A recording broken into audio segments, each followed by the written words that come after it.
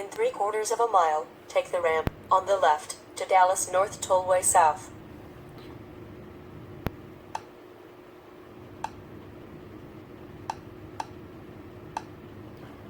Garmin DriveSmart 66. Yep, bought one at full price. Ouch. $249.99 plus tax, around $270 for this thing. Ouch. Wow. Was it worth it? Well, you're gonna find out. I'm gonna run through some of the stuff with this and give you a little bit of a tutorial of sorts, what I think about it and such. The very first thing to note, very first thing, yes, traffic support without the phone. I was so worried about this because I have older models with the GTM 36 and the GTM 60 and whatnot. What I wanted to know is that, does this thing have traffic out of the box without the need for a phone? And the answer is yes, if you are in an area with traffic coverage, which I am. I am in the North Dallas-Fort Worth area. You see some traffic right there. You see some traffic. Zoom in on that. Yep, see the little red lines there? That's traffic data right there. So it is doing the thing. All on its own. All on its own. Yes, you can connect your smartphone to this with the, I believe it's called the Garmin Drive app, if you want to. And you can get better coverage. But if you don't want to connect this to a phone, and if you're wondering, does the DriveSmart 66 have traffic reporting? Yes, it does.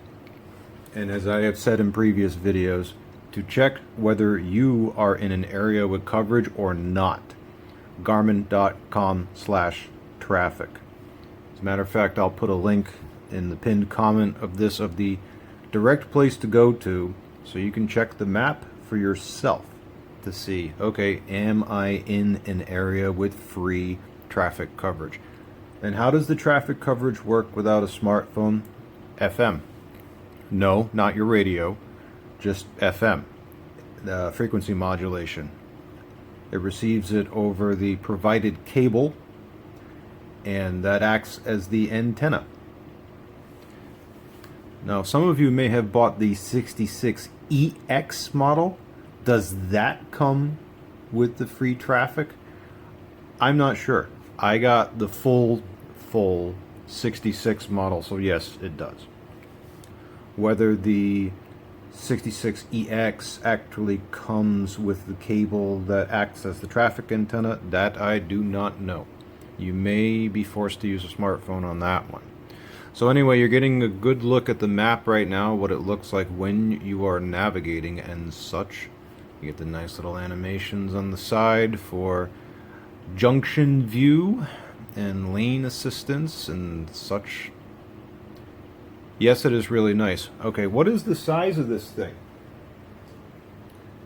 Here I have a Garmin Drive 52, and I'm putting it directly in front of it. There's the top of it, side, side, other side. Now you really can't, let me try it from the back, actually, you can see it better. Nope, can't really, it blocks out the camera too much. That's okay. This thing is physically smaller than a DriveSmart 65. So if you wanted the large screen from a previous generation, DriveSmart 65. This is just slightly larger, just slightly, than a 5-inch Garmin Nuvi or a Garmin DriveSmart. But they stretch the screen all the way out, so you've got the 6-inch display in a compact shape. Beautiful. Love it. I honestly do. I think they finally, after all these years, Garmin finally got the perfect size. Finally did. So as you can see, I've got my turns list here. That's nice. It usually looks like this. When you're navigating a route, you tap this little guy. You can do your traffic up. If you do your up ahead, it looks like this. It turns blue. If you do your turns list, which is what I wanted really bad, you get this, and you can tap each one. Or you can tap this guy. Or you can tap this guy and get a list. I like the way they do the list now. That is just nice. And they give you information on tolls and where it is, and that's advanced compared to the 52, that's for sure. You can also have your trip data fields. Now, trip data fields, each one of these, you can set it to what you want. They added something in this one that I really like, though, and I'm going to show it to you. Sunrise, sunset time. That is nice, because that information is transmitted over GPS. And you get it in this. That is beautiful. Also in this model, you get not only GPS, but Galileo as well. If you have no idea what that is, don't worry about it. If you do know what that is, you know how cool it is to have that. Because that's a backup in case the GPS grid goes down. Which is rare. Very rare. But when it does, you've got your Galileo in this. I was like, ah, beautiful. I love that. Bring back the turns here. Now, I do, in fact, like the way the menus are set up here. Is it that different from the 65 and the 52? Not really. The font has changed a bit. The big deal for me on this one is that, you know, on the 52 and the 65, how it has favorite icons that appear on the map that you can't turn off? You can on this one. Thank you, Garmin. Oh my God. Thank you so much. Oh, I said Garmin. That's why. That just came on. Yeah. Okay, Garmin. Yeah, you can do that. I'm sorry. That's just funny. It came on. And by the way, there's a button on the top of this. If I press and hold that, microphone is off. I should point that out. Yeah, if you say Garmin or OK Garmin, yeah, you can, and then it shows a red bar at the bottom to tell you, hey, the microphone's off. And then I think if you just tap it, yeah, it comes back on. Forgot about that. Speaking of which, the voice recognition in this is improved. It's better than it used to be. If I say, OK Garmin, it gets fast. Oh. Let's try that again. OK Garmin, take me to racetrack.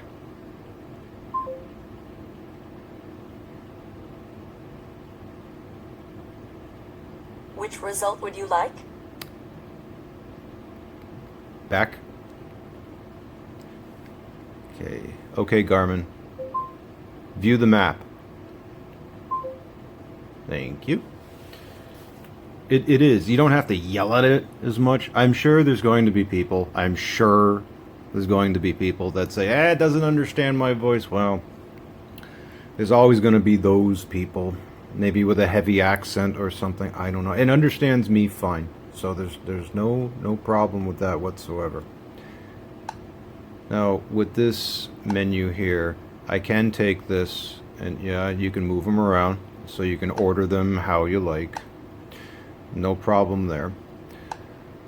The menus in this, buttery smooth, but in some menus there's a little bit of chop. On the main map, no problem. This is fine. I took this into Garland, Texas, and then back here to the house, and yeah, I ran into some construction for sure. It got me around it. The traffic works in this, so I was all sorts of happy about that. Is there anything? Now, I will get into a more detailed video later about this thing, but as far as what other things can I show you for the time being. Now, in a future video, I am going to show the route planner, because some people have an issue with that. That's okay, and I'll show how it's done, and I don't think it's that bad, honestly. But I'll walk you through it, not in this video, but in the future one. So stay tuned for that. Now, just to let you know, I don't connect my phone to this thing because I think that defeats the whole purpose of this. Also, yes, I have it plugged in right now, which is why you see the settings thing. I can tap to connect the computer because it is connected to my PC right now. It's not all that different from the DriveSmart 65. And just on a final note, for now, what I will say about the DriveSmart 66, I love the size. It's smaller, but it's got the 6-inch. It's a 5-inch case with a 6-inch screen. I know it sounds like it doesn't make sense, but trust me, it does. The traffic works. I was able to update it through Garmin Express. Yes, I could have updated it through Wi-Fi. I don't do that. I think it's better, honestly, to update through Garmin Express. Yeah, that means you got to plug it in and such. The cable that it comes with is for power is a Type A to this, which is to a Type C, which goes into the back of this. And yeah, it worked. The screen is fantastic, 1280 by 720 resolution. It's good. I can read this. I can read everything on this thing. It is absolutely lovely. More to come soon on the 66. So I will cover things with it. I will cover the. Let's go back. Make sure I call it the correct name. I will call it the. Yes, I will educate on how to use the route planner and show a little more on how to find location. I mean, it's easy. You can just go here and just search an address. If you've ever used the Garmin before, not all that different, especially if you've used one in the past. You won't have to relearn this thing and, oh my god, it's so different. Not unless you're using something really old, like a really old model. But even then, it still has that familiarity to it. It's still the good Garmin you remember. There goes that. There it goes again. Anyway, more videos soon. So yeah, DriveSmart 66. It's a cool one. I spent probably way too much on it. But for me, after just one drive with this thing, yup, worth it.